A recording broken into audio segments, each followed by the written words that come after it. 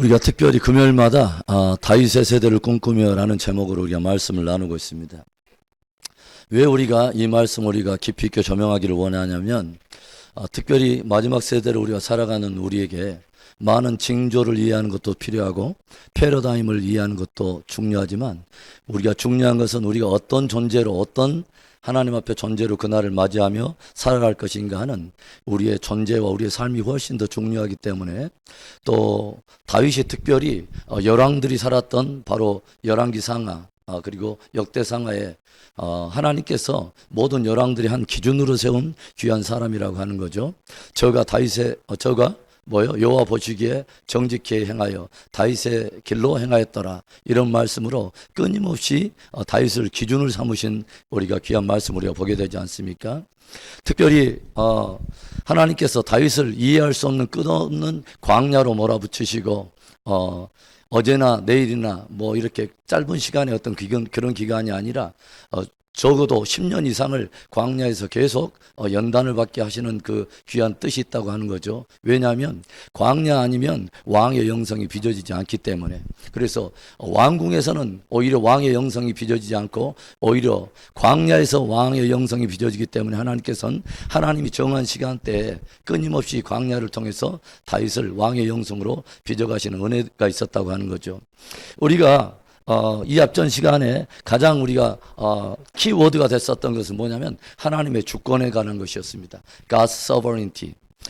특별히 다윗에게 끊임없이 하나님께서 연단하셨던 아주 소중한 그 훈련 중에 핵심 주제는 뭐냐면 하나님의 주권을 과연 인정할 것인가 하는 거죠. 그러니까 왕궁에서 하나님의 주권을 인정하는 것은 쉬울 수 있지만 고난과 역경 속에서도 과연 다윗은 하나님을 찬양하며 진짜 그 역경 속에서 하나님께 모든 주권을 올려드릴 것인가 하는 바로 다윗을 끊임없이 시험해보는 어떤 센텐스, 키 타픽이 뭐냐면 바로 하나님의 주권, God's sovereignty에 대한 것이었습니다.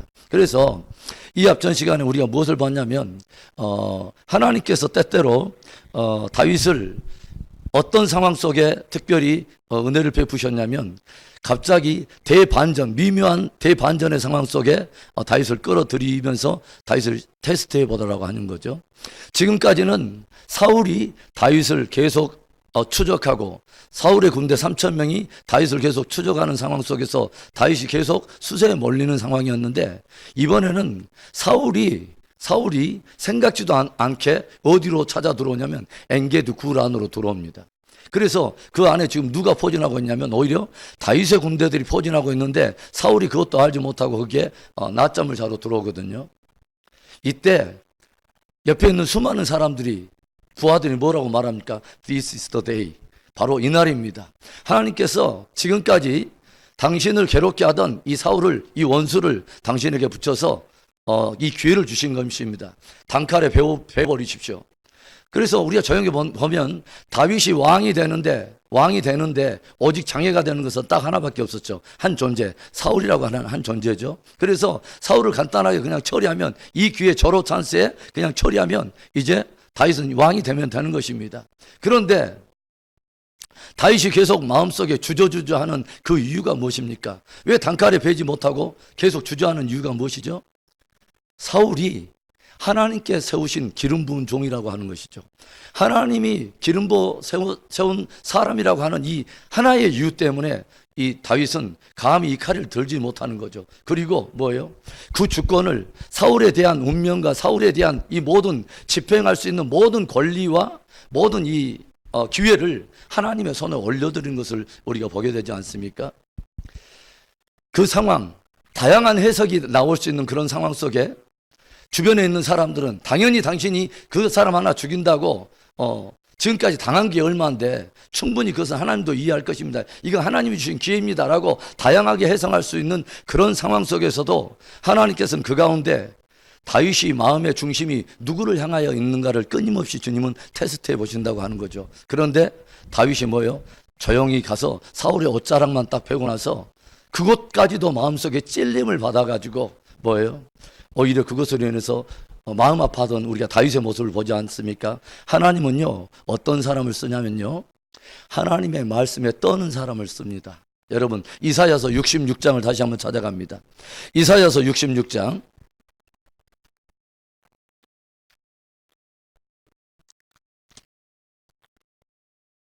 이사야, 에레미야. 자, 이사야서 66장을 보겠습니다. 1048페이지 66장 2절을 우리 한 목소리로 읽습니다. 시작. 나 여호와가 말하노라. 내 손이 이 모든 것을 지었으므로 그들이 생겼느니라. 무릇 마음이 가난하고 심령이 통회하며 내 말을 듣고 떠는 자 그 사람은 내가 돌보려니와.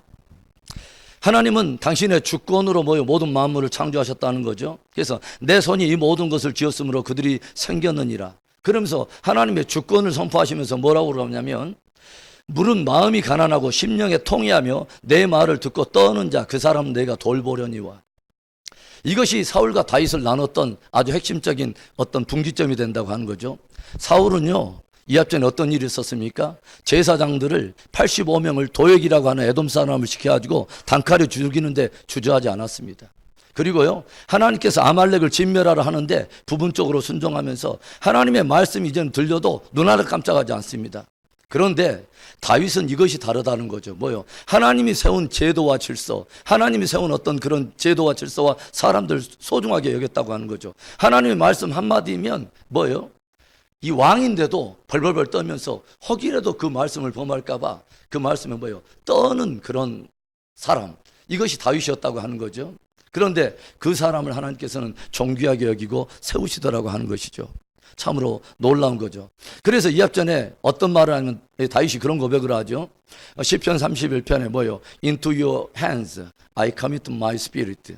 당신의 손에 나의 영혼을 맡깁니다. 이것은 누가복음 23장 46절에 예수님께서 하나님께 돌아가시기 전에 십자가에서 아버지여 내 영혼을 부탁하나이다. 그 했던 똑같은 동일한 고백을 이 다윗이 하나님께 고백을 하는 거죠. 하나님이여 당신의 손에 내 영혼을 맡깁니다. 이 이해할 수 없는 이 추적과 이 고난과 역경, 언제 끝날지 모르는 이 어떤 어두운 시간들 속에서 내 운명 모든 것을 주님께 맡겨버립니다 라고 말하는 거죠. 그래서 당신의 방법과 당신의 수단을 따라서 당신 마음대로 하시옵소서라고 철저하게 하나님의 주권을 인정하고 뭐라고 또 하나 고백합니까? My times are in your hands. 내 모든 때들이 주의 손에 있나이다. 그래서 내 모든 인생의 때, 나는 언제 끝날지 알지 모르지만 당신이 나를 통해서 왕의 영성, 당신이 세우기를 원하는 왕의 영성, 당신의 수준에서 이제는 됐어 라고 말하는 그 수준의 하나님 아버지 그 때까지 나는 알 수 없는 당신의 방법으로 통해서 마침내 당신은 이 모든 것을 합력해서 당신이 원하시는 진짜 다윗의 영성을 빚어내고야 마실 당신을 내가 신뢰합니다 라고 의지했다고 하는 것입니다.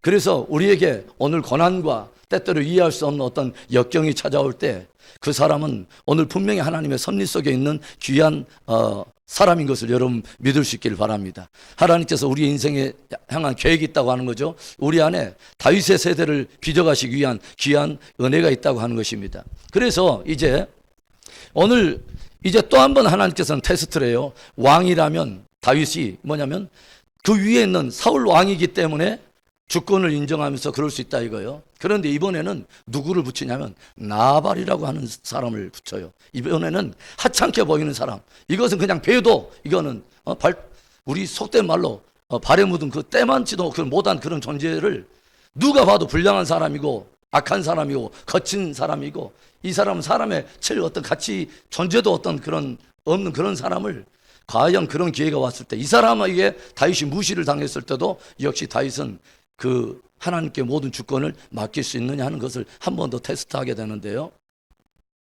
오늘 저는 그 제목을 뭐라고 했냐면 분노의 기질 다루기라고 했어요. 왜 이것이 우리에게 굉장히 중요하냐면요, 우리가 그것을 처리하지 않으면 계속해서 그것은 우리로 하여금 하나님의 의를 이루지 못하도록 우리에게 영적 장애 요소가 되기 때문에 그렇습니다. 이 분노를 다룬다는 것은 굉장히 중요한 것입니다. 이것을 우리가 지혜롭게 처리하지 않으면, 하나님의 방법으로 처리하지 않으면 이것은 항상 우리에게 영적 성장을 가로막는 어떤 영적 장애가 되기 때문에 이 분노라고 하는 것들을 우리가 처리할 필요가 있다고 하는 것이죠. 우리가 보면은 이 분노를 한번 잘못해가지고 하나님께 버림받는 그런 케이스가 있지 않습니까?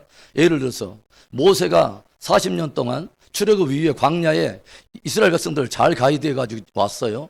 그런데 어디에 이르렀을 때, 가데스 바네아에 이르렀을 때 이스라엘 백성들이 목이 마르다고 이제 또 불평하기 시작합니다. 하여간 물 못 먹어가지고 엄청나게 약간 불평을 해요. 그래서 이때 모세가 화가 나가지고 이번에 하나님께 기도하니까 하나님께서 뭐라 해요? 이번에 네가 반석을 명하여서 저들에게 물을 내라, 저들에게 먹여줘라 했는데, 모세가 화가 나가지고 뭐라 하냐면, 이 배역한 자들아 해가지고 내가 이 반석에서 너에게 물을 내랴 하면서 화가 나가지고 이 방망이로, 지팡이로 반석을 2번이나 치지 않습니까? 그 결국은 물이 나가지고 이 문제는 해결됐어요. 그런데 주님께서 뭐라고 그래요? 네가 내 목전에서 이스라엘 백성들 가운데 거룩함을 드러내지 않은 연고로 너는 뭐요? 약속의 땅에 들어가지 못하리라 라고 말하지 않습니까? 분노가 굉장히 사실은 무서운 거예요. 또 예를 들어서 이런 거죠. 야곱의 2번째, 3번째 아들이 있습니다. 누구냐면 시므온과 레이라고 하는 이 2 아들이 있었는데, 자기 그 막내 디나가 세겜 그 추장 아들한테 강간을 당해가지고 일 때문에 군대를 일으키지 않습니까? 그래가지고 칼을 품고가지고, 그것도 뭐예요? 거짓 약속을 하지 않습니까? 너희들하고 우리 족속하고는 달라가지고 함께 통혼하려면 너희들 남자들이 다 할례를 해야 돼. 할례 안 할래? 그러니까 할례, 딱 그러니까 알았어. 그래가지고 할례 해가지고 고통이 한참 3일째 아주 무르익어갈 바로 그때에 군대들을 몰고 가지고 이 세겜 족속 남자들 다 죽여버리지 않습니까? 이것에 대해서 하나님께서 창세기 49장에 12지파를 축복하고 저주하는 내용 가운데 보면, 시므온과 레위에 대해서 어떻게 말하면 저들은 잔해하는 기계라, 살육하는 기계란 말입니다. 그렇고 뭐냐면 나의 영광과 저들의 모의에 참여하지 말지어다 라고 말합니다. 뭐냐면 그들을 통해서 하나님께서 당신의 일을 하지 않겠다는 것입니다. 그들을 통해서 영광받지 않겠다는 것이죠. 나는 저들과 함께하지 않겠다고 하나님께서 이렇게 저주를 하시는 것을 우리가 보게 되죠. 그런가 하면 또 뭐예요? 예수님의 그 수제자인 베드로는 그 예수님을 잡으러 온 그 군사들과 그다음 대제사장의 그 종이었던 말고에 그냥 귀를 잘라내지 않습니까? 그래서 여러 부분에서 우리가 그 어떤 그 분노의 일들이 분노를 잘못 처리해 가지고 영적 성장을 하지 못하거나 영적인 축복에서 밀려나는 그런 사람들 우리가 보게 되죠. 특별히 이 마지막 세대에 왜 주님께서는 이 분노의 이 부분을 다루시냐면요, 마지막 때는 거대한 분노들이 일어나기 때문에 그렇습니다. 왜냐하면 사단도 자기의 때가 얼마 남지 않은 거로 인해서 하나님의 사람들을 무너뜨리기 위해서 뭐요? 나발을 풀기 시작합니다. 하나님께서도 이 나발을 허락하세요. 그래서 뭐냐면 우리들에게 그런 어떤 격동의 시기에, 격변의 시기에 하나님의 방법으로, 하나님의 사람들이 하나님의 방법으로 싸워나가도록 우리에게 우리의 기질들을 미리 우리에게 준비시키려고 하나님께서 훈련의 계획이 있다고 하는 것이죠. 이것을 우리는 깊이 알 필요가 있어요. 자, 그럼 제가 그 블록을 한번 제가 읽어보겠습니다. 하나님은 하나님의 일을 하기에 합당하도록 하나님의 사람의 기질을 다루십니다. 사울의 추적에서 하나님의 주권을 인정하며 승리한 다윗에게 또다시 기질 테스트가 주어지는데, 나발에게 자신이 행사할 수 있는 힘과 권리로 분노를 쏟으려 하던 바로 그때에 하나님께서는 한 지혜의 여인을 동원하여 다윗을 다시 하나님의 주권에 복종하는 그 자리로 회복해 주십니다. 자, 우리 한번 따라서 합시다. 하나님의 사람들은 하나님의 싸움을 싸우도록 부르심을 입었습니다. 아주 중요한 말이에요. 중요한 것은요, 저와 여러분이 이기는 것이 중요한 것이 아니에요. 저와 여러분이 지는 것이 중요한 것이 아니에요. 중요한 것은 우리의 이기고 지는 것이 중요한 것이 아니라 저와 여러분은 하나님의 싸움을 싸우도록 부르심을 입었다는 것이 중요한 것입니다. 할렐루야. 그래서 하나님의 사람들은 하나님의 방법으로 싸우는 법을 배워야 되는 것입니다. 그래서 이제 오늘 우리가 이제 본문으로 나가는데, 특별히 야고보서 1장 20절에는 어떤 말씀이 있냐면은 사람의 성내는 것이 하나님의 의를 이루지 못하느니라 라는 말씀이 있어요. 그러니까 우리가 자칫 잘못하면, 우리의 분노를 잘못 처리하면은 하나님의 의로움을 드러내지 못하고 하나님의 거룩함을 드러내지 못하고 오히려 그것을 무너뜨리는 사람이 된다라고 성경은 경종해주고 있다고 하는 것이죠. 오늘은 이제 첫 번째 우리가 주제를 들어가는데, 다윗의 노를 격동질하는 나발에 대해서 하나님의 기질 테스트, 하나님이 우리의 분노의 어떤 수위를 점검하기 위해서 나발을 동원해서 우리 안에 분노 감정의 리트머스 시험지를 한번 색깔을, 변화를 체크하신다고 하는 거죠. 이 나발에 대해서 어떻게 성경이 설명하고 있는가 우리 한번 봅시다. 사무엘상 25장에 2절과 3절을 보겠습니다. 2절과 3절. 마온에 한 사람이 있는데 그의 생업이 갈멜에 있고 심히 부하여 양이 3,000마리요 염소가 1,000마리이므로 그가 갈멜에서 그의 양털을 깎고 있었으니 그 사람의 이름은 나발이요 그의 아내 이름은 아비가일이라. 그 여자는 총명하고 영모가 아름다우나 남자는 완고하고 행실이 악하며 그는 갈렙 족속이었더라. 이 나발의 이력에 대해서 2절에 대해서 설명할 때 뭐라고 하냐면 이 사람은 왕도 아니에요. 특별히 기름 부음 받은 사람도 아니요. 그런데 이 사람이 누구를 무시하냐면 다윗을 무시하기 시작하는데, 이 사람은 어떤 사람이라고 말했어요? 이 사람은 행실이 악하며 완고하며 그는 특별히 또 뭐냐면 갈렙 족속이라고 말했어요. 갈렙 족속이라고 하는 말은 무엇을 뜻하는 거냐면 유다 지파라는 것입니다. 그러면 다윗은 무슨 지파예요? 다윗은 유다 지파입니다. 그러면 같은 지파 한 혈족에 속해 있는 사람이라고 하는 거죠. 그래서 지금 다윗이 지금 이 상황이 무엇이냐면, 다윗이 지금 예전에는 아둘람 굴에 있을 때는 400명의 사람들이 그에게 몰려 들어왔는데 노숙자처럼 그에게 빌붙어 있는 사람이 400명, 원통 환자, 빚진 자 이런 사람들이 400명이 몰려오잖아요. 그런데 이제 점점 돌아다니다가 200명이 덧붙었어요. 이제는 600명을 몰고 다니는데 마침 자기의 혈족인 나발의 그 가정에 양털을 깎는 시기가 왔다는 거죠. 1년에 2번씩 양털을 깎는 시절은 완전히 페스티벌 축제입니다. 왜냐하면 수거해서 양떼를 목축했던 이 주인이 이 양털을 깎기 시작하면 이제는 뭐가 들어온다는 거예요? 이 캐시가 들어온다는 거죠. 그래서 이제는 뭐요? 축제가 벌어지고, 이때는 모든 수고했던 종들에게 축제를 벌이면서 수고한 것들을 함께 분깃을 나누는 그러한 때인데, 이때 다윗이 자기의 사원들을 보낸 것입니다. 사원들을 보내갖고 뭐냐면, 우리들이 당신 옆에서 항상 있으면서 당신들의 담이 되어줬고 어떤 대적이 침입하지 못하도록 우리가 당신 옆에서 항상 지켜줬는데, 우리가 강제적으로 당신한테 요구하는 것이 아니라 당신의 마음이 동한다면 당신의 이 즐거운 날에 일부 양식을 우리에게 줘가지고 우리를 좀 함께 나눴으면 좋겠다 하고 다윗이 정중하게 자기의 종들을 보낸 것입니다. 그런데 이것에 대해서 나발이 어떻게 나발을 물어보는가 하면 9절부터 11절을 보겠습니다. 9절부터 11절에 다윗의 소년들이 가서 다윗의 이름으로 이 모든 말을 나발에게 말하기를 마치며 10절에 뭐라고 그러냐면요, 나발이 다윗의 사원들에게 대답하여 이르되 다윗은 누구며 이새의 아들들은 누구냐? 아나무인격으로 그냥 처리해버린 겁니다. 다윗이 누구더라? 이새의 아들들은 누구야? 라고 말하면서 한술 더 떠가지고 어떻게 무시해버렸냐면, 요즘에 각기 주인에게서 억지로 떠나는 종이 많도다. 뭐냐면 사울에게 붙어있지 지 마음대로 떠돌아다니면서 제 마음대로 뭐냐면 왕에게 충성하지 않고 제멋대로 떠나다니는 불량한 종들이 요즘 많더라 이 말이죠. 그렇게 다윗을 그렇게 지금 폄하하고 있는 거예요. 굉장히 지금 깔아뭉긴 거죠. 그 다음에 뭐라고 그러냐면 11절에 내가 어찌 내 떡과 물과 내 양털 깎는 자를 위하여 잡은 고기를 가져다가 어디서 왔는지도 알지 못하는 자들에게 주겠느냐 한지라. 내가 그동안 수고해서 우리 종들하고 이렇게 양떼를 키워왔는데 양을 잡은 이 고기를 내가 근본도 알지 못하고 어디서 온지도 모르는 근본도 없는 사람들에게 내가 준다는 것이 말이 되냐라고, 이런 지하에 그냥 이 다윗의 모든 그 사원들을 무시하고 다윗의 얼굴을 정말 똥칠을 한 거예요.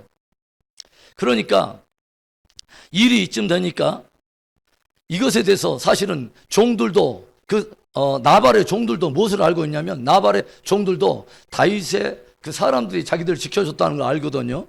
어디도 보냐면요, 우리가 이걸 봅시다. 자, 어디 보냐면 14절부터 봐봅시다. 하인들 가운데 하나가 나발의 아내 아비가일에게 말하여 이르되 다윗이 우리 주인에게 문하나로 광야에서 전령들을 보냈거늘 주인이 그들을 모욕하였나이다. 우리가 들에 있어서 그들과 상종할 동안에 그 사람들이 우리를 매우 선대하였으므로 우리가 다치거나 잃은 것이 없었으니 우리가 양을 지키는 동안에 그들이 우리와 함께 있어 밤낮 우리에게 담이 되었습니다. 무엇을 말합니까? 다윗의 사람들이 우리의 근방에 함께 진을 치고 있었기 때문에, 그들이 우리를 선대하였기 때문에 우리는 지금까지 잃은 것이 없었습니다. 저들이 우리에게 담이 되어줬기 때문에 대적들이 함부로 하지 못하고 오늘 당신의 재산과 모든 소유가 건강하게 지킨 바 되었습니다 하고 이 종들도 알고 있었다고 하는 거죠. 그런데 다윗이 무시를 당했어요. 이때 이제 다윗이 드디어 뭐예요? 화가 나기 시작한, 드디어 다윗이 흔들리기 시작합니다. 그게 이제 뭐냐면 두 번째 이제 그 팀으로 우리 갑시다. 13절에 딱 보니까 어떤 말이 있냐면, 다윗이 자기 사람들에게 이르되 너희는 각기 칼을 차라 하니 각기 칼을 차매 다윗도 자기 칼을 차고 400명 가량은 데리고 올라가고 200명은 소유물 곁에 있게 하니라. 그래서 다윗이 다른 것은 참을 수 있었어요. 이제 뭐냐면 사울 왕이 3,000명의 군대를 풀 때도 뭐요? 하나님의 섭리 속에서 이것을 받아들이고 하나님께 주권을 인정하고 뭐요? 하나님께 주권을 인정하고 이것을 참을 수 있었어요. 그런데 이제는 왕이 아니에요. 이 사람은 거친 사람이고 불량한 사람이고 그 누구를 봐도 심지어는 그 종들까지도 자기 주인이 불량하다는 걸 다 알아요. 그런데 이때 다윗이 이제 화가 난 거죠. 그 사람한테 무시를 당했다는 거죠. 그래서 이제는 뭐요? 드디어 칼을 차기 시작합니다. 그리고 400명의 군대를 이끌고 이제 나가는데 다윗이 얼마나 화가 났냐면 21절과 22절 봐보세요. 다윗이 이미 말하기를 내가 이자의 소유물을 광야에서 지켜 그 모든 것을 하나도 손실이 없게 한 것이 진실로 허사라. 그가 악으로 나의 선을 갚는도다. 내가 그에게 속한 모든 남자 가운데 한 사람이라도 아침까지 남겨두면 하나님은 다윗에게 벌을 내리시고 또 내리시기를 원하노라 하였더라. 그래서 이제는 다윗이 아예 작정을 했습니다. 하나님 앞에 뭐라고 하냐면 내가 저들을 내일 아침까지 살려둔다면 하나님이 내게 벌을 내리시기를 원합니다 하고 이제는 뭐요? 출정했습니다. 원수를 갚으려고 이제 드디어 출정했어요. 이때 이제 우리가 아비가일과 우리 함께 다윗을 두 번째, 세 번째 주제를 우리 함께 나아가 봅시다. 이때 지혜로운 한 여인이 있죠. 나발의 그 여인 아비가일이 드디어 이제 등장하기 시작해요. 우리가 이 아비가일이라고 하는 한 여인이 다윗을 어떻게 잠잠하게 진정을 시키고 이 모든 일을 풀어가는가를 조용히 보세요. 정말 지혜로워요. 우리 임선미 집사님 우리 딸 이름이 아비가일, 애칭으로 앱인데 이 원래 이름의 뜻이 하나님의 기뻐하심을 입은 자라는 뜻이에요. 하나님이 기뻐하는 자라는 뜻인데 이 아비가일이 드디어 나섰어요. 그런데 이 아비가일이 하나하나 어떻게 이제 처리하는 거 봐봅시다. 18절에 봐보세요.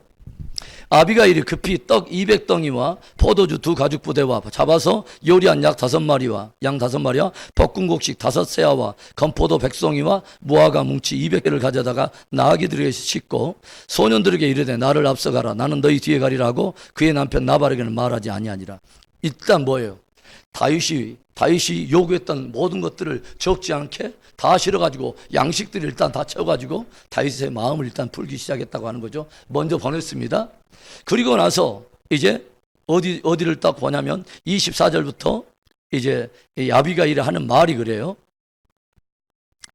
24절에 그가 다윗의 발에 엎드려 이르되 내 주여 원하건대 이 죄악을 나 곧 내게로 돌리시고 여종에게 주의 귀에 말하게 하시고 이 여종의 말을 들으소서. 아비가일이 모든 양식을 먼저 보내서 다윗의 마음을 푼 후에 그 다음에 뭐요? 말에서 내려서 자기 자신을 가장 낮춰서 엎드려서 땅에 대고 절하고 마치 국류를 구하는 자의 합당한 자세로 불쌍히 여겨달라고 국류를 구하는 자의 합당한 자세로 땅에 바짝 엎드려서 절한 다음에 뭐라고 하냐면 이 모든 죄를 뭐요? 이 죄악을 나 곧 내게로 돌리시고 이 아비가일이 자기 남편의 모든 죄악을 뭐요? 자기가 함께 지고 이것을 내 죄로 돌리시옵소서. 나를 보시고 나를 좀 봐달라는 거죠. 나를 봐서라도 이걸 좀 참아달라는 거죠. 그리고 이제 말하면서 무엇을 말하냐면 26절에 내 주여 여호와께서 살아계심을 두고 맹세하노니 내 주도 살아계시거니와 내 주의 손으로 피를 흘려 친히 보복하시는 일을 여호와께서 막으셨으니 내 주의 원수들과 내 주를 헤아려 하는 자들은 나발과 같이 되기를 원하나이다. 아비가일이 제일 먼저 다윗에게 호소한 것이 뭔지 아십니까? 당신이 하나님 앞에 서 있는 것을 기억하십시오 라고 말한 것입니다. 당신이 지금 하나님 앞에 서 있다는 것을 기억하십시오. 하나님이 살아계시고 내 주도 살아계시거니와 그 하나님이 주권자이신데 하나님이 나를 보내서 당신이 친히 보복하시려 하는 일을 하나님이 막으셨나이다 라고 지금 말하는 것입니다. 하나님의 주권에 대한 문제를 다시 한번 아비가일이 이 다윗에게 경각심을 심어주는 것이죠.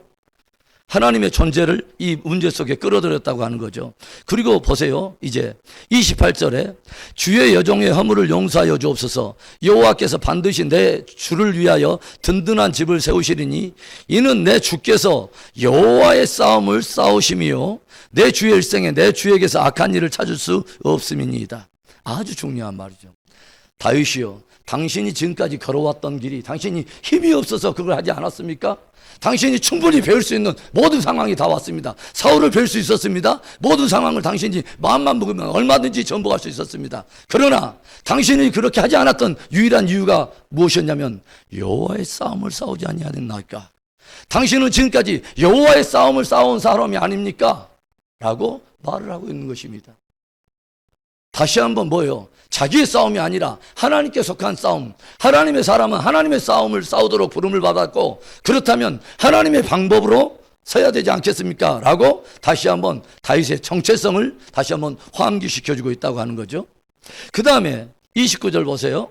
사람이 일어나서 내 주를 쫓아 내 주의 생명을 찾을지라도 내 주의 생명은 내 주의 하나님 여호와와 함께 생명싸개 속에 쌓였을 것이요 내 주의 원수들의 생명은 물매로 던지듯 여호와께서 그것을 던지시리다.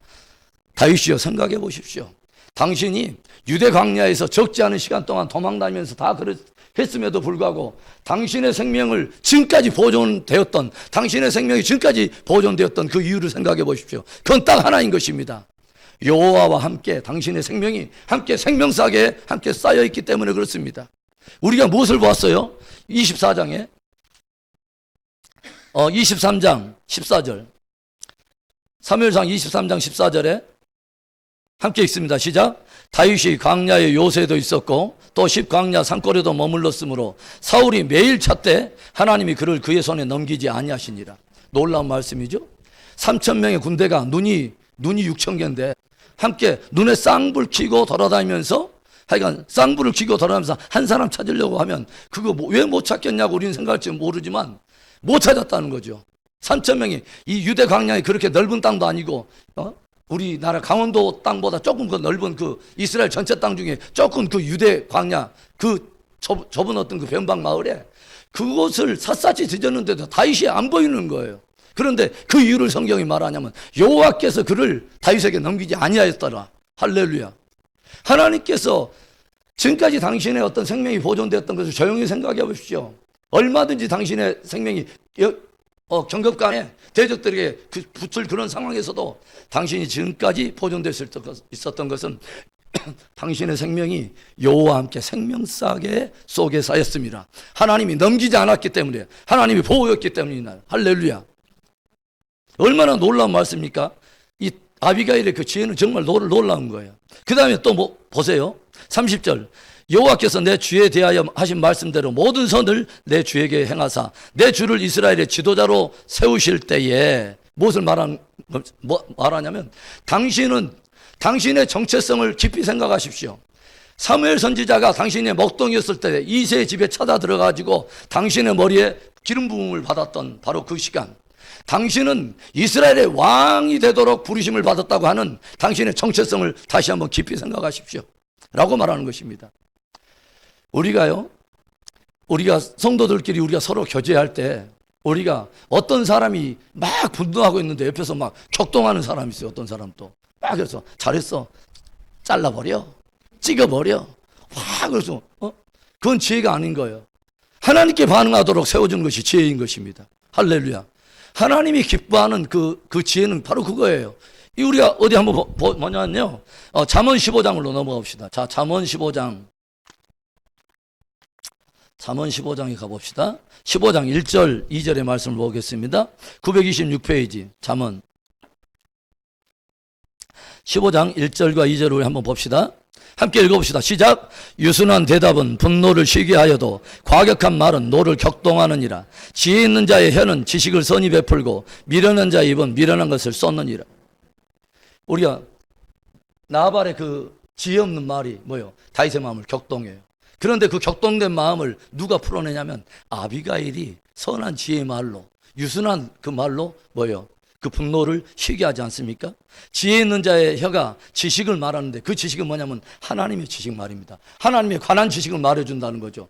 당신이 누구의 싸움을 지금 싸우고 있습니까? 지금까지 여호와의 싸움을 싸운 것 아닙니까? 당신이 이기기 위해서 싸웠던 거 아니지 않습니까? 당신이 골리앗 앞에 나갈 때도 당신이 어떤 낚아내려고 싸우지 않았던 것을 하나님이 알지 않습니까? 여호와의 이름으로 너는 칼과 단창으로 나오지만 너 이름 내려고 나오지만 나는 뭐요? 여호와를 향한 여호와의 이름으로 내가 나갔다고 다윗이 말하지 않습니까? 믿음의 지식을 말해주는 것입니까? 하나님께 반응할 수 있도록 하나님께 당신이 어떤 정체성으로 부름받았는가를 깊이 생각하십시오. 우리가 하나님 앞에 어떤 사람인가를 다시 한번 깊이 생각을 한 거죠. 앞으로 누가 될 사람이요? 왕이 될 사람으로 당신은 부름을 받았습니다. 저와 여러분은 왕 같은 제사장이 되도록 부름을 받았습니다. 할렐루야. 그리고 이제 우리가 또 귀양 찾았으니까 하나 더 찾아봅시다. 자, 잠언 11장으로 넘어가 보세요. 잠언 11장 22절. 잠언 11장 22절을 가봅시다. 또 한 번 있습니다. 시작. 아름다운 여인이 삼가하지 않은 것은 마치 돼지 코의 금고리 같으니라. 아름다운 여인인데도 뭐요? 지혜가 없으면, 여기 영어 성경 보면 분별력이 없으면, 분별하지 않으면 뭐냐면 꼭 그것은 뭐냐면 돼지 코에 금고리를 걸어놓은 것과 같다. 그러니까 뭐냐면 주님 앞에 진짜 보배로운 어떤 그 영성은 뭐냐면 외모상이 가지고 있는 그 사람의 어떤 외적인 아름다움이 있지 않다는 거죠. 뭐요? 진짜 내면에 분별의 지혜가 있어야 된다는 거죠. 하나님의 말씀으로 분별하는 그 선한 지혜, 그것을 주님 앞에서 값진 것이라고 주님이 말하는 것입니다. 할렐루야. 우리 한번 또 하나 더 찾읍시다. 베드로전서 갑시다. 베드로전서 3장을 가고 있습니다. 자, 베드로전서 3장 가봅시다. 베드로전서 3장 3절과 4절 봅시다. 베드로전서 3장 3절과 4절. 자, 함께 읽습니다. 시작. 너희의 단장은 머리를 꾸미고 금을 차고 아름다운 옷을 입는 외모로 하지 말고 오직 마음에 숨은 사람을 온유하고 안정한 심령에 썩지 아니할 것을 알아. 이는 하나님 앞에 값진 것이니라. 하나님 앞에 값진 것, 사람 앞에 그냥 아름다운 거 말고 그 외모나 어떤 그런 것으로 단장하지 말고 진짜 너희들 안에 있어야 될 진짜 신부의 단장은 뭐냐면은 하나님 앞에 값진 단장은 뭐냐면 너희 속에 있는 사람을 온유하고 썩지 아니할 정결함으로 단장하는 것이다. 할렐루야. 하나님 앞에 값진 것으로 단장하는 귀한 영성의 지혜가 있길 바랍니다. 예. 하나님 앞에 값진 것. 그래서요, 저는 이 화평에 대한 어떤 그 문제를 이렇게 짚어보면서 어떤 생각을 이렇게 해보냐면 인간적으로는 타당한 어떤 복수의 상황이에요. 그렇죠? 누가 봐도 타당한 복수의 상황 아닙니까? 옆에 있는 사람들은 뭐라고 그래요? 왕이요, 이럴 수는 없는 것입니다. 우리가 그동안에 그 사람들 주변에서 우리가 굶어가면서 함께 진을 쳐주면서 함께 그 사람들 반경에 담이 되어준 그 시간이 얼마입니까? 이럴 수는 없는 것입니다. 우리가 24장, 23장이 뭐예요? 그 일날 지경에 블레셋 군대들이 쳐들어왔을 때 이때가 뭐라고 말하냐면 타작마당에 소출을 걷어가려고 블레셋 사람들이 도는 겁니다. 그때도 뭐냐면 그 일라에서 멀지 않거든요. 이 갈멜이라고 하는 지역이. 이 사방, 이 유대 광야의 사방 반경에 다윗의 족속이 있었는데 그때 어떻게 했습니까? 다윗이? 주변에 있는 사람들은 왕이요, 여기서 우리가 싸운다면 사울에게 우리 위치가 노출됩니다. 그냥 지나가십시오. 라고 말하는데 다윗이 뭐요? 하나님께 기도하지 않습니까? 하나님, 내가 이 전쟁에 개입하기 원하십니까? 그런데 하나님께서 그 일라 사람들을 구하라 라고 말하잖아요. 그렇게 해가지고 다윗의 군대들이 그 일라 사람들을 위해서 블레셋과 전쟁을 하잖아요. 사실은 인간적으로 생각하면 전쟁하면 안 되는 상황이에요. 그럼에도 불구하고 전쟁을 기꺼이 하고 하나님께 순종하며 그 일라 사람들을 지키고 인근 일대에 변방 사람들을 다 지키는 가운데 그 혜택을 입은 사람 중에 한 사람도 나발이었다고 하는 거죠. 그럼에도 불구하고 이렇게 원수를, 이 은혜를 원수로 갚는 이 사람은 마땅합니다. 복수에 대한 타당한 이유와 근거가 있는데요. 또 상황은 여러 갈래로 해석이 가능한 상황인데 하나님이 만약에 그 상황도 하나님의 테스트라면 그 가운데도 네가 사울에 대해서는 네가 그럴 수 있었는데 이제는 뭐냐면 네가 무시해도 좋을 만한 그런 사람, 그 누가 생각해도 이 사람은 죽어도 좋다고 하는 그런 충분한 타당성이 근거 있는 사람에도 불구하고 그 사람에게 네가 무시당했어도 그 가운데도 네가 나한테 주도권을 맡길 수 있어? 라고 하나님이 다윗을 시험해 보신다고 하는 거죠. 저와 여러분은요, 누구에게 평가를 받아야 되냐면 사람의 여론에 대해서 평가를 받으려고 하면 안 돼요. 하나님의 사람들은 하나님 앞에 평가받는 것입니다. 할렐루야. 사람들은 다 옳다. 그 누가 봐도 옳아요. 그런데 다윗에게는 늘 마음속에 뭐가 있다고요? 여호와의 말씀에 떠는 마음이 있어요. 하나님이 세우신 제도에 대해서 떠는 마음이 있어요. 하나님은 그 사람을 써요. 다윗은요, 제사장 85명 죽여도 눈 하나 깜빡하지 않아요. 하나님께 불순종하고도 눈 하나 깜빡하지 않아요. 하나님께서는 그런 사람을 쓸 수가 없다고 하는 거죠. 제가 이렇게 성경을 이렇게 보면서 정말 다윗은 자기가 그 베푼 은혜에 대해서 원수로 갚은 사람에 대해서 이렇게 막 흔들리면서 막 분노하고 그러는데, 제가 갑자기 생각하는데 정말 이삭은 정말 대단하다는 생각이 있습니다. 여러분, 이삭이 창세기 26장에 어떤 사건에 연루됩니까? 우물 파는 사건이 등장하지 않습니까? 그래서 하나님께서는 하여간 이삭에게 엄청 물먹이셔요. 하여간 우물을 하여간 판 대로 다 주셔. 그때가 여러분 생각해 보세요. 블레셋 사람들이 왜 시기하고 질투할 만해요. 왜 그러냐면 그 해가 흉년든 해입니다. 26장에 딱 보면 그 해도 흉년이 들었다라고 나와요. 흉년든 해에 이삭이 블레셋 사람의 지경에 갖고 농사를 하는데 몇 배를 얻은지 아십니까?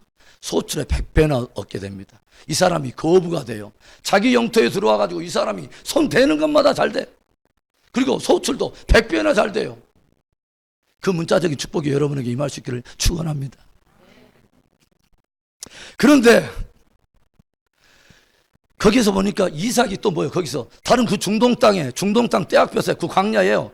그 수로 찾기가 쉽지 않습니다, 여러분. 그런데 이상하게 이삭은 팠다 하면 거기서 물이 나오는 거예요. 우물 팠다 하면 우물 터지니까 옆에서 보니까 우물쭈물 하다가 우물 터지고 또 하여간 우물쭈물 하다가 우물 터지는데 보니까 블레셋 사람들이 화가 난 거예요. 그러니까 뭐 어떻게 합니까? 팠다 하면은 가서 메꾸고 또 여기서 파면 또 메꾸고. 그래서 나중에는 이 종들끼리 막 싸움이 막 붙잖아요. 그래서 블레셋 사람들이 너 우리 지경 떠나라고 말하니까 이삭이 자기가 기껏 파가지고 수고했던 그 우물이거든요. 그런데 그걸 두고 다 빼앗긴 채로 떠나지 않습니까? 그래서 그 첫 번째 우물 이름이 에색이라고 그러죠. 뭐냐면 다툼의 우물이다. 종들끼리 서로 다퉜어요. 그런데 이것을 포기하고 또 지나갑니다. 또 가서 또 우물 파니까 또 우물쭈물하다 또 나와. 그러니까 뭐예요? 그 다음에는 서로 여기서 시기하는 그래 해가지고 신나라고 하는 이름이 지났어요. 이것을 지나서 이제 블레셋 사람들이 잘 안 보이는 또 변방으로 가요. 변방을 하고 또 꽃갱이를 딱 하는데 바로 또 우물이 또 터져. 거기에서 그래서 르호봇이라고 합니다. 르호봇은 넓다라는 뜻이에요. 하나님이 에색과 신나를 지나고 내 모든 것을 하나님께 주권을 맡기고 기꺼이 뭐요? 르호봇으로 갔는데 하나님 거기서 우리를 넓은 장소로 인도하셨다. 할렐루야, 할렐루야. 여러분, 하나님은요, 우리 인생을 살다 보면 하나님은 정말 살아계시더라고요. 에색과 신나가지고 막 하잖아요. 그러면 영성이 죽어요, 함께. 그런데요, 그것을 피해서 우리가 화해의 영성으로 르호봇으로 나가면 그 사람에게 하나님께서 르호봇 주시더라니까요. 할렐루야. 온유한 자는 복이 있나니 저가 땅을 기업으로 얻을 것이며 화평한 자는 복이 있나니 저가 하나님의 아들이라 일컬음을 받으리라. 할렐루야. 이삭에게 딱 맞는 화평과 온유의 영성이 얼마나 소중한지 몰라요. 여러분, 땅 얻기 원하십니까? 넓은 기업을 차지하고 원하세요? 여러분, 온유하십시오.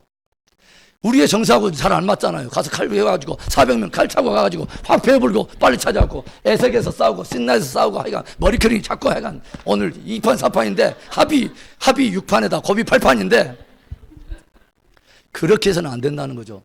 하나님 살아계십니다, 여러분. 예. 하여간 저희가 보면요, 하나님의 법대로 싸우는 사람을 하나님 제일 기뻐하시고요, 최후에 하나님이 그 사람에게 기업을 주시더라니까요. 여러분 믿어도 좋습니다. 제 말이 아니기 때문에. 하나님의 말씀이기 때문에. 그리고 나서요, 르호봇을 딱 지나니까 또 어디로 나냐면 브엘세바로 하나님께서 인도하셔요.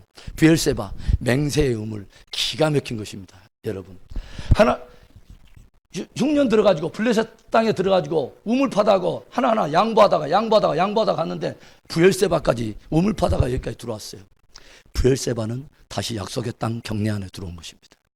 무엇을 안지 아세요? 온유한 자는 복이 있나니 저가 땅을 기업으로 얹고 화평한 자는 복이 있나니 저가 하나님의 아들이라 일컬음 받으리라. 무엇을 말하는지 아세요? 모두 다 빼앗긴 줄 알았어요. 그런데 하나님의 주권을 맡기고 계속 화평으로 싸우고 온유로 싸웠는데 어디까지 하나님 인도하시냐면 약속의 땅에 딱 들어온 것입니다. 할렐루야. 약속의 땅에 얼마나 놀라운 비밀이 여기에 있는지 몰라요. 그런데 여러분, 제가 이 말씀을 이삭을 묵상할 때마다 어떻게 이삭은 그럴 수 있었을까? 어떻게 그럴 수 있었을까를 생각했는데요. 갑자기 섬광처럼 어떤 얘기가 떠오르냐면 이삭은요, 모리아 제단에 올라가 봤습니다. 창세기 22장에 모리아 제단에 올라가 봤습니다. 십자가에서 죽어본 경험이 있습니다. 나 죽고 예수 사니까요, 예수가 드러나는 그 싸움을 싸우는 것입니다. 예수가 존귀케 되는 것, 내가 이기는 것이 중요한 것이 아니에요. 그리스도 이름이 존귀케 되는 것이 중요한 거예요. 사도 바울이 부활의 주님을 만나고 나서 뭐라고 말해요? 내가 사나 죽으나 다 주의 것인데 내 이 몸을 통해서 오직 그리스도가 존귀케 되게 하려 함이라. 할렐루야. 그래서 사도 바울은요, 내가 우겨 쌓았냐, 내가 거기서 도망갔냐, 기적을 맛봤냐, 갑자기 하나님이 천사를 보내가지고 감옥에서 막 나왔냐, 이게 중요한 것이 아니라는 거. 사도행전 16장에 빌립보 감옥에 딱 갇히잖아요. 빌립보 감옥에 갇혔는데 밤중에 돼가지고 실라하고 뭐예요? 함께 찬양하잖아요. 하나님께 감옥에서 찬양을 해요. 하루 종일 매 맞고 고문당했는데 저녁에 찬양을 하니까 그 감옥에 있는 사람들이 다 들어요. 그리고 찬양을 하니까 또 어떤 일이 벌어지냐면 하나님께서 기이하게 역사했고 뭐예요? 옥문이 열리기 시작하고 쇠고랑 막 풀리고 장난 아니에요 이게. 응? 그러면 누가 생각해도요, 기적이야. 바로 내일부터 부흥의 일정 잡고 어디 기도원 가서 3박 4일 하고 이건 간증이야. 이건 놀라운 간증이야. 하는데 사도 바울이 놀란 것은 감옥에서 안 나갔다니까요. 왜 안 나간지 아세요? 거기에서 구원받아야 될 사람이 보이기 시작한다는 거죠. 누구예요? 간수장하고 그 사람들이 보였다는 거죠. 사도 바울한테는 중요한 것이 내가 나갔냐, 자유했냐, 내가 갇혔냐가 중요한 게 아니야. 갇혔어도 그 안에서 그리스도가 존귀케 되기를 원하고요, 나왔어도 그 나온 일로 그리스도가 존귀케 되는 것을 원한 거예요. 할렐루야. 여호와의 싸움을 싸우도록 우리는 부름을 받았어요. 여호와의 싸움을 싸우도록. 내가 어떤 것을 대단하게 누리느냐, 내가 무엇을 가졌느냐, 이게 별로 중요하지 않아요. 그거 가지고도 여호와의 싸움을 싸우지 않으면 다 자기 낯갈 때문에 싸우고, 그것 때문에 시험 들고, 그것 때문에 에색에서 머물고, 신나에서 나오고, 로봇으로 나가지도 못하고, 브엘세바 차지하지도 못해요. 하나님의 싸움을 싸우는 사람들의 소중한 그 자유함, 그것은요, 환경에 매이지 않고 그 상황 속에서 하나님이 존귀케 되기를 원하도록, 이렇게 우리는 부름을 받았다는 거예요. 할렐루야. 그래서 우리가 저기 보면은 이삭은 십자가를 경험해 봤다는 거죠. 22장에 모리아 제단에 올라가서 자기를 죽여봤어요. 인간 역사 속에 진짜 문자적으로 번제단에 올라가서 하나님께 제물이 된 사람 딱 한 사람밖에 없습니다. 이삭입니다. 얼마나 놀랍습니까, 여러분? 그러니까 말고의 길을 베드로가 딱 자르잖아요. 그러니까 예수님이 하신 말씀이 뭔지 알아세요? 뭔지 아세요? 야, 내가 그거 못해서 안 하는지 알아? 내가 불러가지고 12영 더 되는 12사단 병력을 내가 하늘에서 불러다가 이 일을 나는 해결할 수 있어 라고 말하지 않습니까? 12사단, 지금 잡으러 온 사람은 일개 보병 소대밖에 안 돼요. 로마 군병들 25명. 그러면 일개 사단, 한 개 사단만 해도 6,000명에서 일개 10,000명인데 숫자적으로 게임도 안 돼도 한 개 사단만 불러도 안 되고 내가 12사단 불러서 그건 내가 못할 것 같아? 그런데 주님께서 그 뒤에 뭐라고 한지 아세요? 마태복음 26장 54절에 내가 그렇게 하면 이런 일이 일어나야 하리라, 이런 일이 있어야 하리라는 성경이 어떻게 이루어질 수 있겠느냐라고 말씀하세요. 무엇을 말하는지 아세요? 내가 그렇게 해버리면 우리는 이겼다고 생각하는데 하나님의 뜻이 어떻게 이루어질 수 있겠냐는 거예요. 저와 여러분이 이겼냐 졌냐, 내 자존심이 상했냐 안 해, 이거 중요한 게 아니에요. 주님의 이름이, 주님의 뜻이 이루어질 수 있어 하면 자존심 상하세요, 여러분. 할렐루야. 무엇이 그렇게 대단합니까? 우리가 십자가를 지났는데. 주님이 정말 영광을 받게 된다면 그거 아무것도 아닌 거예요. 주님께서 그 말씀 하잖아요. 내 원대로 마옵시고 아버지 뜻대로 하시옵소서. 신앙의 본질을 정확히 하나님은 알고 계셨어요. 왜 내가 이 자리에 부름을 받았는지 주님은 정확히 알고 계셨어요. 왜 주님께서 우리를 교회로 부르셨는지, 왜 우리를 함께 연합하게 하셨는지, 무엇에 반응하도록 우리를 부르셨고 어떤 전체성으로 나를 불렀다 하는 것을 까마득히 잊어먹은 사람처럼 전혀 엉뚱하게 자기의 싸움을 싸우는 그것은 아닌 거예요. 저와 여러분이 십자가를 지난 사람이라면 하나님의 뜻을 이루는 것이 우리의 신앙의 최고의 본질이 되어야 할 줄로 믿습니다. 예수님이 말하잖아요. 네? 많은 권능을 행했어요. 기적을 행했어요. 다 행했습니다. 그러나 십자가 지지 않으면요, 하나님이 원하시는 가장 본질적인 것을 하지 않는 것입니다. 저와 여러분이 어떤 다른 것에 열심을 내고 있어도 그것을 가지고 진짜 하나님의 영광을 드러내지 않고 그리스도가 존귀케 되는 일이 아니라면, 나 때문에 내 스스로 그거 하다가 또 안 맞으니까 에섹신나에서 또 한 판 하고 그거 아니에요, 여러분. 하나님은 저와 여러분에게요, 넓은 로봇 주시기를 원하세요. 제가 이렇게 지금까지 신앙생활 해보고요, 목회생활 해봤는데요, 쌍심지 끼고 눈에 쌍불 켜고요, 뭐 못 얻어가지고 와 해가지고 그거 차지하려고 하는다고 하나님이 주시지 않더라고요. 오히려요, 에색과 신나 딱 지나잖아요, 하나님이 넓은 로봇 주시더라니까요. 할렐루야. 너무너무 중요한 거죠. 자, 베드로후서 2장 가봅시다. 베드로후서 2장 19절부터 가봅시다. 베드로후서 2장 19절부터 봐봅시다. 2장 19절. 네, 죄송해요. 자꾸 오늘 후서라고 말하네. 전서인데. 자, 379페이지. 네, 379페이지. 379페이지. 자, 19절부터 제가 천천히 볼게요. 부당하게 고난을 받을 때도 하나님을 생각함으로 슬픔을 참으면 이는 뭐예요? 아름다우나. 하나님 앞에서 아름다운 것을 깊이 생각하십시오. 내가 이기고 내 낯깔대로 확 퍼부러진 것이 중요한 거 아니에요. 하나님 앞에 진짜 아름다운 것이 뭔가를 보는. 그 다음에 20절. 죄가 있어 매를 맞고 참으면. 그러니까 부당하게 고난을 받아도 하나님 생각으로 슬픔을 참으면 아름다운데, 죄가 있어 매를 맞고 참으면 무슨 칭찬이 있으리요. 그러나 선을 행함으로 고난을 받고 참으면 이는 또 하나님 앞에 뭐예요? 아름다우니라. 21절. 이를 위하여 너희가 부름을 받았으니 그리스도도 너희를 위하여 고난을 받으사 너희에게 본을 끼쳐 그 자취를 따라오게 하려 하셨느니라. 그는 죄를 범하지 아니하시고 그 입에 거짓도 없으시며 욕을 당하시되 맞대어 욕하지 아니하시고 고난을 당하시되 위협하지 아니하시고 오직 공의로 심판하시는 이에게 부탁하시며. 주님께서도 하나님의 아들이시라도 뭐요? 오히려 나발 수준이 아니라 심히 모욕을 당하는, 예수님 하나님의 아들이신 그분에게 나발 수준이 아니라 상종도 할 수 없는 그런 사람들에 의해서 채찍을 당하고 뺨을 맞고 침뱉음을 당하고, 그때도 참았다는 거죠. 누구를 생각함으로? 하나님 아버지를 생각함으로 공의의 하나님께 모든 것을 의지하고 참았다고 하는 것이죠. 우리에게 선한 고난에 본을 끼치려 하려 주님께서 우리를 그렇게 보여주셨다고 하는 거죠.